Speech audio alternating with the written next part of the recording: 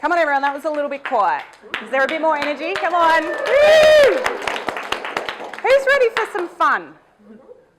Yep. Hands up, fun? Bring it on. Good, I'm making sure I'm in the right room, because if not, we'll find another room. Who is up for some learning?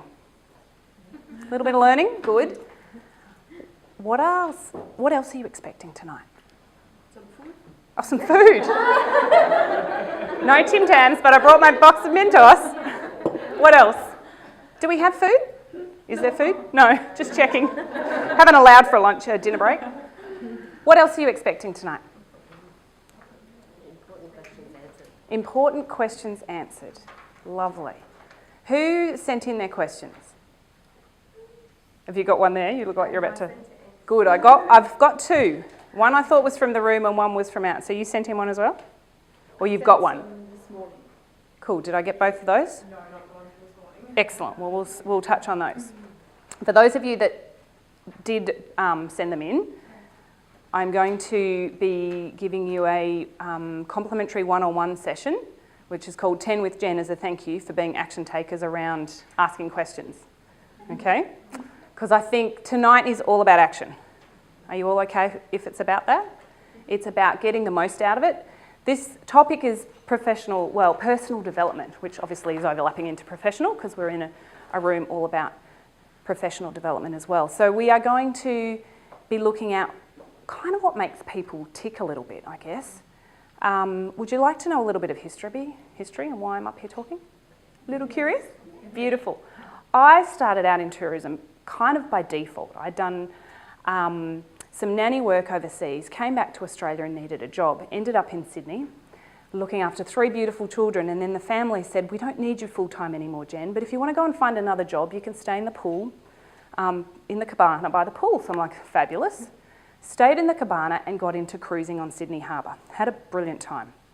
And during that time then went to and from my university up in Armidale, did my degree, and then realised I loved languages, kind of loved people, that's been natural for me forever as well, and came back down to Sydney full-time onto the harbour, working in various capacities, being pirate on Bounty the tall ship, climbing up and down the rigging, having fun. And who saw the tall ships on the weekend?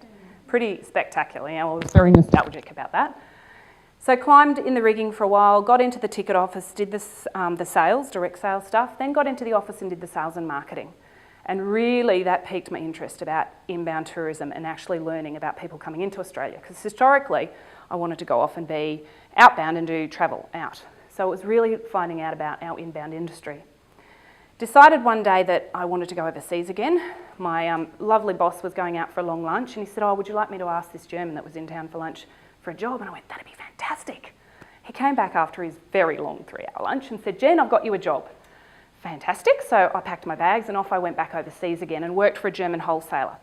Amazing experience, as you can imagine. Came back then with a much broader knowledge of what our industry is, and then decided to get into inbound. And I had 2 hands going. I was looking at being a Qantas flight attendant, and then I was looking at inbound, and I had applications both directions. Got through to some stage with the Qantas thing, and then they didn't want me, and I'm like, oh my God, my life's wrecked. That's what I wanted to go and do, because that was my language thing. It was going to be ideal. 2 days later, the letter came that said, we'd like to have an interview with you for an inbound role. And I went, ooh, here's a new door open. So off I went and explored that. 10 years later, decided time to jump the fence and go and see what it would like to be a product supplier again, and spent 7 years travelling the world being international sales and marketing manager with Kingfisher Bay Resort up on Fraser Island. Now based here in Sydney, so I had the best of both worlds. I had my island life and my city life, which was fabulous. Then decided that I kind of had met this really lovely man, and I thought he's got a bit of potential to be some, possibly husband material. I think I need to ease off on the travel a little bit. And very bravely decided to jump fences again, and I went back to inbound. And this time was in a role as managing director for Pacific Spirit, which is now owned by the AOT Group. And before, when it was solo, I ran that with a team of 12, bringing people into Australia from all over, mostly language-speaking markets, which was, again, using my passion and my interest for languages. So maternity leave came pretty soon after that, and so went off onto maternity leave, and AOT bought Pacific Spirit, so then they didn't need my role. They're all based in Melbourne, and I went, what's going to happen now? Enjoyed the kids, and then someone called me up one day and said, Jen, would you like to be a mentor? I thought, oh, well, that sounds interesting. Well, I'll go do that. So off I went up to Brisbane to run a full-day workshop and then do a 3-month mentoring program for small businesses in tourism.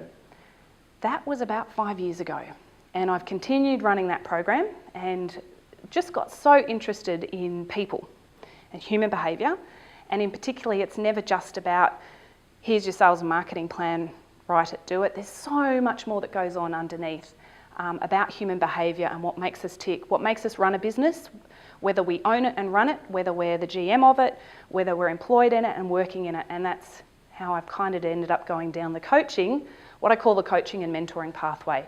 And I did give Kinyat the funny label. It is the chick that brings out the best in people, because it doesn't matter. I work across all industries, so not purely tourism, do the combination of other industries, everything from technology to design to architecture to fitness to health, beauty, all sorts.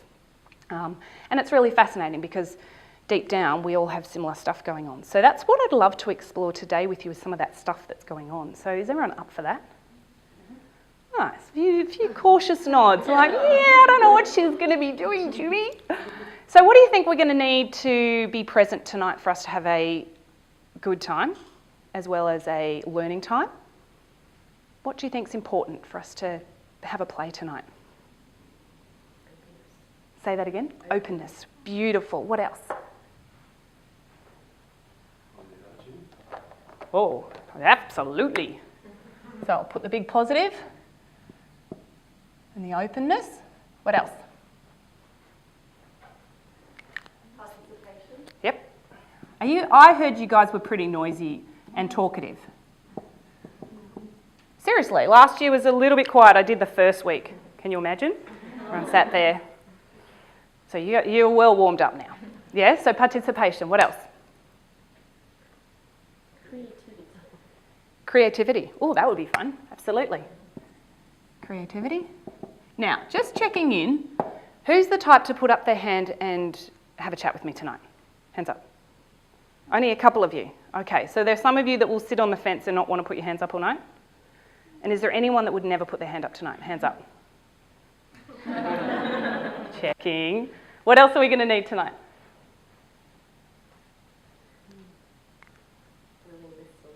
Oh, yep. Willingness. Yeah, leave the what at the door? The cap at the door. Cool. Everyone please take off your cap. Put it on the floor in the middle. Yep, pass them across. Pass your caps across. Thank you. Righto. Excellent. Here you go, Sarah. Can you put those at the door, please? Beautiful. Caps are off and at the door. You can pick them up later. What else? Honesty. Oh, I would love some of that. So, yeah, nice one. So, if you were non-judgmental, what are you being? Yeah, beautiful. So they do cross over really nicely. Say that again. You are tolerant. Tolerant. Yes. Yes, you are. Why do you think these are important? To have creativity, activeness, Yep. everyone's participation, everything that's on that board. Mm-hmm. What else? To learn. Yeah. So are you cool if I go a little bit deeper at times and give you the explanation around why I'm explaining it to you? So then when you go back into your work environment or your home environment, you can use some of this too. Mm-hmm. What we've just covered are our values for what's really important in the room tonight to have a really productive time. So for me as well, I'm going to add in here fun, because that's essential. I don't want to come and just do a serious presentation. And I'm not the type that will ever stand here and just present. Okay, I'm also not the type that's just going to stand and train you on a topic. I come as a facilitator.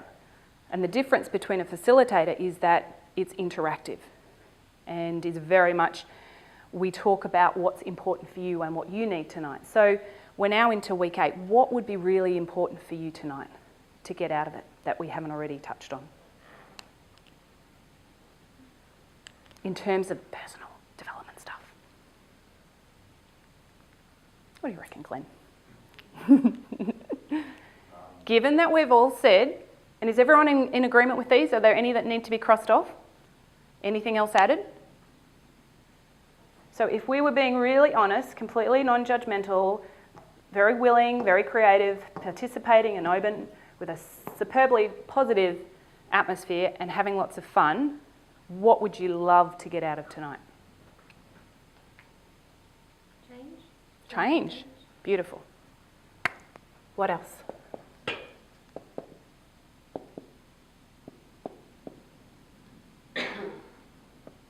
So earlier on we had growth. What else would you love to get out of tonight? Ideas. Okay, around what? What would be good? What sort of ideas? Personal, professional. Yep. Emotional. Great. All of it? Love it? Yeah. Personal, professional, it's beautiful. Personal, professional, financial, and emotional. Now you can see I was never the school teacher because the writing is a bit crazy. It's all good. Maybe some Tools? Great. Love tools. Actually, tools needs to go over here. Tools has got to go here. Big one. And what would those tools be for? What would you love them to be for? 2 seconds. I'll grab you in a minute. career development. Nice. Anything else in there?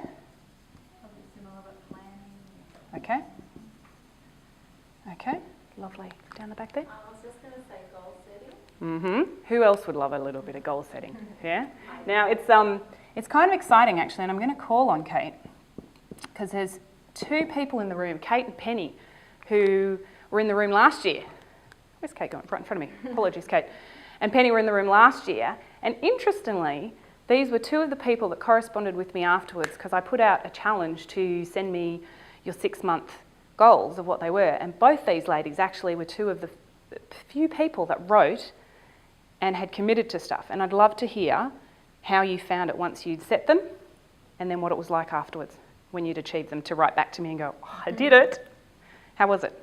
Yeah, it was fantastic. I mean, a lot of my goals was, I think it was just the out of work goals for me, but it was, yeah, I guess it was just that that realisation that you can achieve anything that you like once you A, set the goal, and B, figure out how to achieve that goal, like, you know, dot points kind of thing, your steps, Yep. I guess you'd say, and then just dedication to Yeah. So putting your mind to it, having the steps to do it, and then the dedication to it. Yeah, beautiful. Now feel free to take notes at any time. And I know tonight we're doing it different because there's no tables, but are you all cool with no tables? There is a reason there's no tables. What do you reckon that reason could be? Say that again. Interaction, distractions. What else? Absolutely. So tables would be, if I was coming in as the trainer, you could have tables because that's more about teacher style education. I want interaction, and it's up close. We're doing personal development, so we're up close and personal. So turn to your buddy now and tell them one thing that's a very cool thing about you. Time's up. Did you learn something interesting? Can you share? Ooh, Christmas Eve, baby. Beautiful. Glenn, how about you? That Laura's mum won a bronze medal at the Olympics. Oh, what in? Fantastic. 200 metres athletics. Fabulous. Are you a runner too? Did you inherit some of that gene? Some, but not nearly. Not- Not nearly Do there? Yeah, wow. Beautiful. So have you learnt lots from your mum in terms of goal setting and that drive and Yeah. achieving things? yeah. Nice. Beautiful. Who else would like to share something they learnt interesting? Nothing interesting? Come on. Layla is very flexible and Okay. she's very creative with languages. She helped me when I was getting ready for Singapore and Malaysia. Ah, beautiful. Excellent. Louise, how about you? I'm also doing Tough Mudder on the weekend. Whoa. Let's give her a round of applause, everyone. That is a serious... who else have we got in the room doing it? Yes. Oh, awesome. Go team. That's fantastic. I will look on with awe and admiration doing that event. That's really spectacular. Spectacular. So, interaction, connectivity. Why is that so key? Why is it so important to be able to talk to someone next to you and share something like that? Communication. Big key. It is. And interestingly, with a lot of what I do, 80% of the time, it comes back to communication and how people feel, comfortable or not comfortable, around opening up, talking, saying, asking for what they want, all of that. That is often the crux of where the challenges lie for people about being able to open up and ask questions. So we'll have a bit of a play with more of that during the course of the evening. Is that cool? Everyone okay with that? Brilliant. So is there anything else we need? We've got tools, ideas, growth, potential change, anything else that needs to be on our list here of our outcomes for tonight? Ooh. Awareness of potential. Nice. Man, we're going to be here for days. Right. Is that sounding good? Anything missing? Okay. If it crops up, we'll have a play. So, keeping an eye on the time here so that I'm all good. You'll give me the nod, won't you, when it's... So, let's have a little play. Firstly, I want to have a chat about why it's essential to get to know yourself better and, as a result, others, and be more in tune with what's going on. Why is that so essential? If you know your own higher values, you kind of live by your own values and somebody else's. Okay. And yourself. So you can live your own values. Okay. Now, is everyone familiar with the word values? It's what's important to you. And values can change, so at any time you can be more driven by... So those of you that are being really sporty at the moment, you are seriously driven by, what is it? Give me the words that drive you at the moment around doing that activity. So it's achievement. Achievement, determination, commitment, Challenge. Yeah. That's what's really important to these guys at the moment. So they are high values for them to even get out of bed to do the training for this event, to even go commit and go, yes, I'm actually going to attempt to train for that. There's some really, really important values of what's key for you at the moment. So living your own values is really essential because then you're not on someone else's pathway, you're on your own pathway. Yeah? So what else is then important? To finding out more about yourself and then also being then more aware of others. Why is that important? The most important person to you is you. Okay.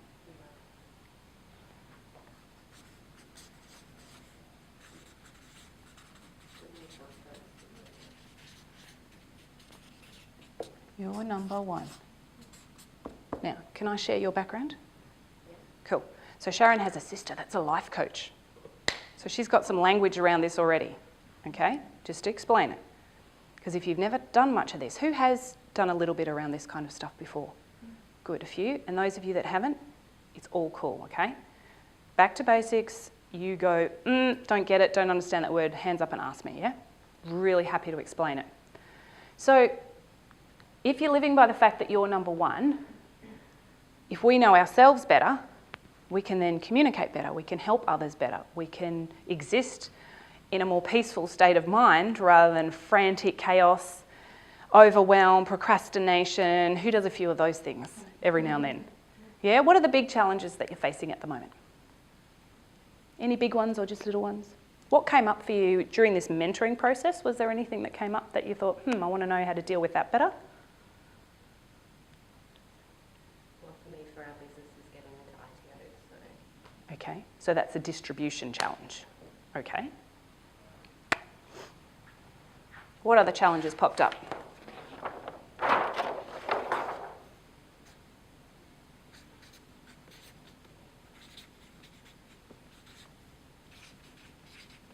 What else popped up? Anything?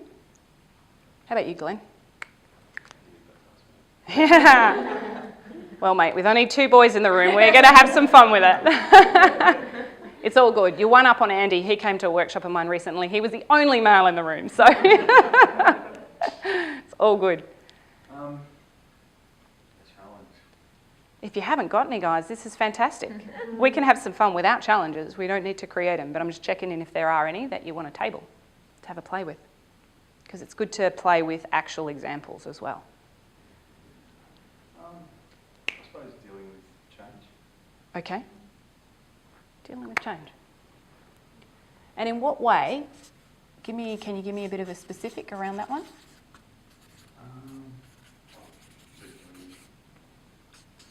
Relocated? Yeah. Okay. So is it an environmental change that's been more challenging, or is it then more around, you know, how life's structured for you now in the routine of life, or is it how you do things now, or who you're doing it with? Probably all of that. All of it, yeah. Like, it's not moved back from England and stuff like that. Yep. It's a new job, new place to live, all sorts of stuff. Covers so much, doesn't it? Is anyone else in agreement with dealing with change? Having some help around that one? Beautiful.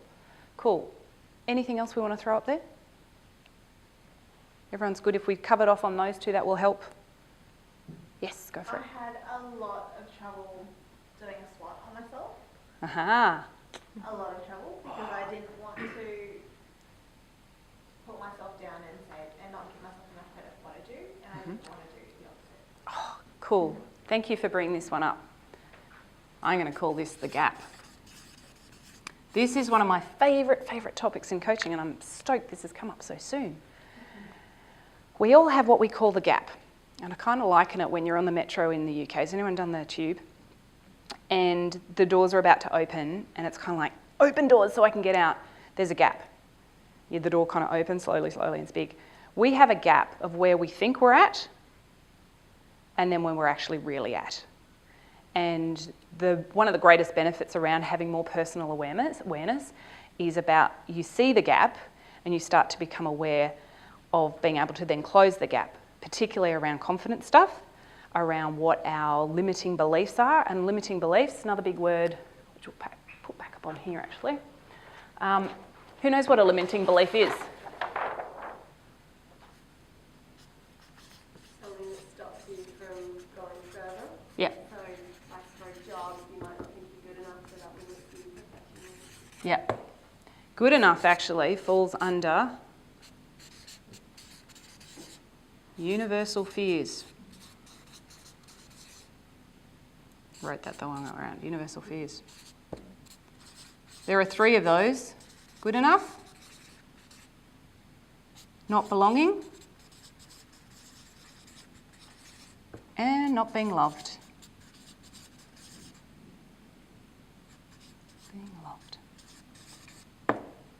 Is that working there for you and all our interstaters? Hello everyone watching. Checking in, you can read it all. These 3 universal fears play out for everybody all of the time to some degree. And what we have, when we have awareness around the gap, is that we're then more familiar with how much or how little we're impacted then by those universal fears that play out. Not good enough, what fits in under here is the fear of failure. Who has that going on occasionally? That you think, oh, I'd really love to do that, but oh, geez, I won't be able to do it. I don't know if I'll be able to do it. That fear of failure that stops us doing some things, that's what that particular one is. So having awareness around these 3 universal fears, already for you guys, ticks that box. Because as soon as you have awareness that, oh, I've just hit one of those fears, you're going to walk out of here and something will happen, you go, oh, that's one of those fears she was talking about. Whether you decide to do anything about it or sit in that state of, oh, it's still a fear, that's okay too. But having awareness around it has already created for you change. Because change happens how fast? In an instant.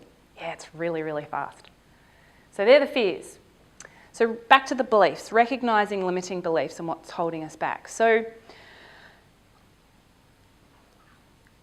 for those of you that have them, just take a couple of minutes to scribble down. Has everyone got some paper handy? We might hand out, yep, that would be terrific because we've got some with paper and not everyone with paper. If you didn't bring paper, do you need a pen? Problem is usually we have those tables. I know, I mixed it up tonight. It's all good. All right. What we're going to work on now for a couple of minutes is I want you to take your pen and paper, take some time to write down what you understand currently as limiting beliefs, things that are holding you back from doing what you'd really love to do or could potentially do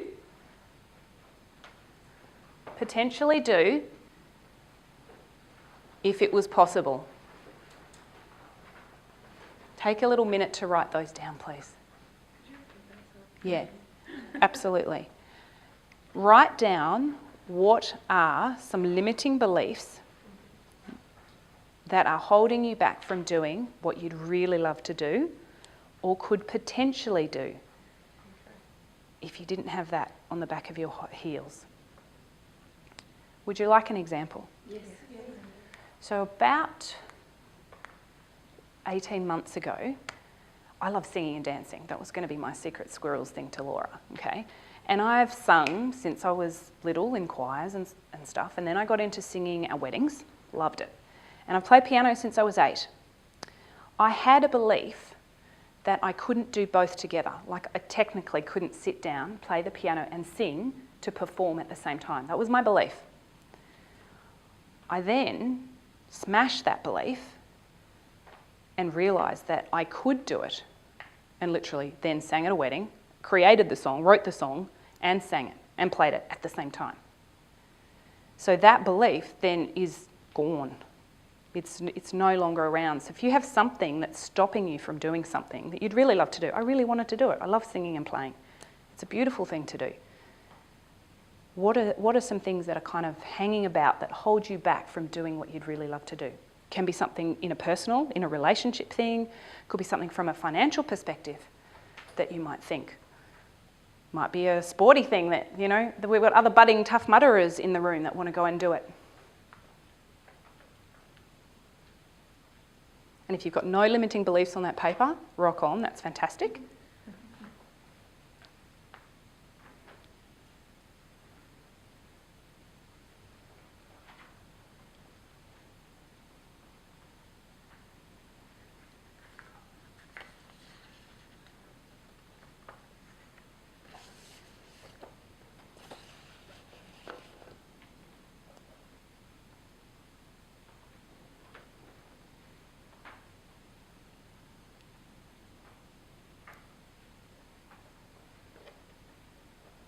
Got a few on there?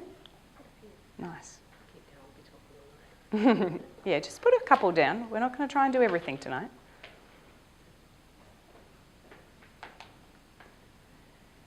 Now, at the same time, I want you to then put on the opposite side of what you've now written as that belief. If you no longer had that belief and you could do something you'd really like to do, what would that be?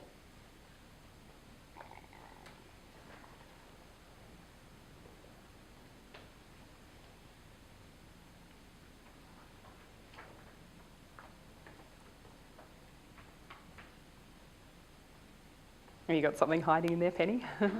Something wanting to come out and that you could have a play with if you could do it?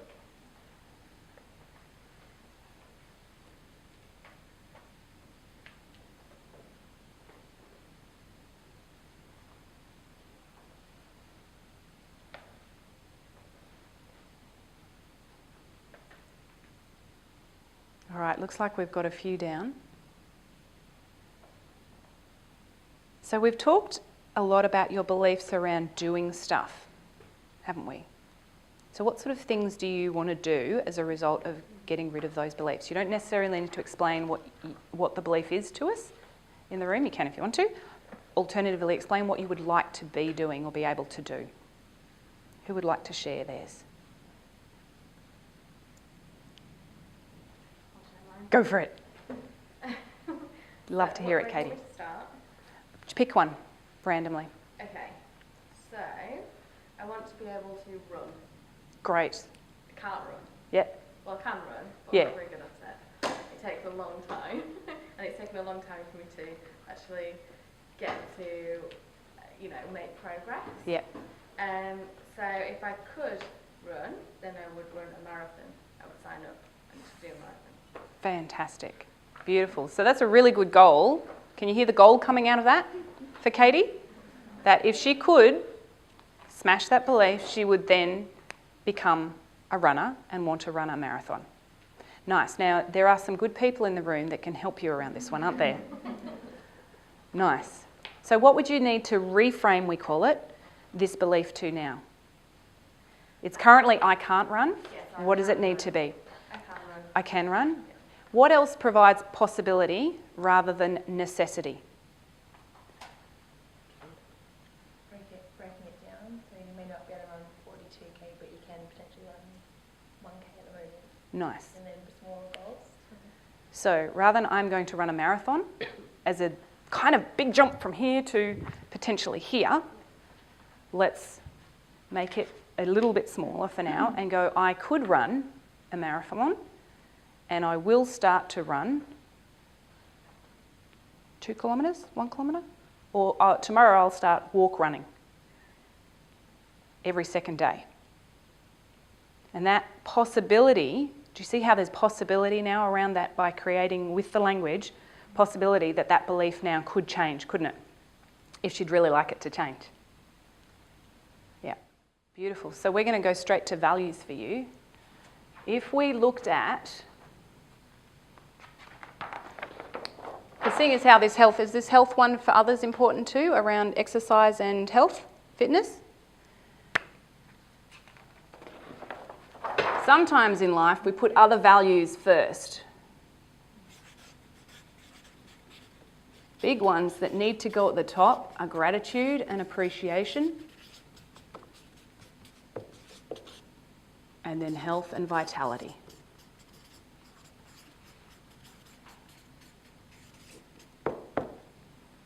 Those 2 key values of what's important to you in life will help this potential,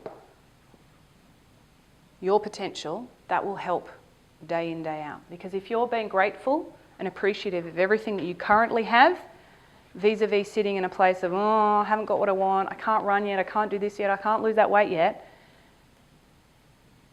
we're always on the back foot, aren't we? Vis-a-vis stepping forward and going, I'm grateful and appreciative for the good stuff that's going on, moving that up, that will help the frame of mind and your thinking around your health and vitality then that comes next. Sharon, language, another great belief around being fit and healthy. What could it be?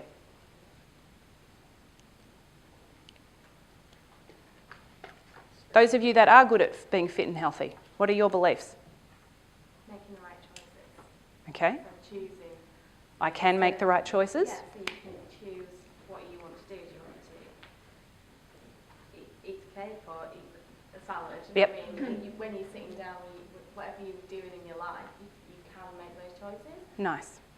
And I think also if you think about it, it's not just a weight thing, but like a lifestyle Yep. thing. So it's not about purely Weight factor. Yeah, That's why these words are so specific, because vitality, particularly when you've got kids around, it's about being a vital, healthy, energetic person, which is very much then not about the size or the shape that you are. It's about being awake and fit and alert and healthy.